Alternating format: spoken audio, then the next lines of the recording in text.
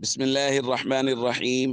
عن عمرو رضي الله تعالى عنه قال قال رسول الله صلى الله تعالى عليه وسلم: ألا إن الدنيا عرض حاضر يأكل منها البر والفاجر، ألا وإن الآخرة أجل صادق يقضي فيها ملك قادر.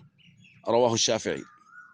نبی کریم صلی اللہ علیہ وسلم نے ارشاد فرمایا، خبردار، بے شک دنیا موجودہ ساز و سامان ہے جس سے نیک و بد سب کھا رہے ہیں، اور فرمایا خبردار، بے شک آخرت ایک اٹل حقیقت اور سچا وعدہ ہے جس کے اندر قادر مطلق ذات اور بادشاہ ذات فیصلہ فرمائیں گے۔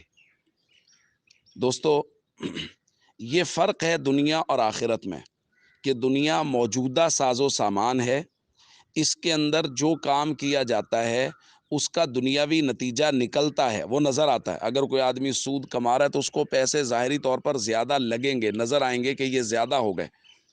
اسی طرح جو لوگ آفیسز جاتے ہیں، جو لوگ کام کرتے ہیں، شام کو ان کو مزدوری ملتی ہے، آفس جانے والوں کو مہینے کے بعد تنخواہ ملتی ہے، ہر چیز کا نتیجہ فوری نکل رہا ہے۔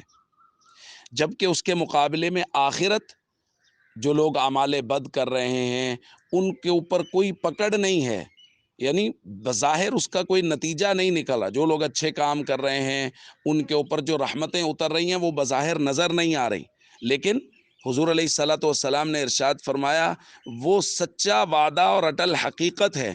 ایک سچے مسلمان کا ایمان اس کو مجبور کرتا ہے اس بات پر کہ ظاہری طور پہ نظر آنے والی دنیا تو جھوٹی ہو سکتی ہے، لیکن محمد کریم صلی اللہ علیہ وسلم کا فرمان جھوٹا نہیں ہو سکتا۔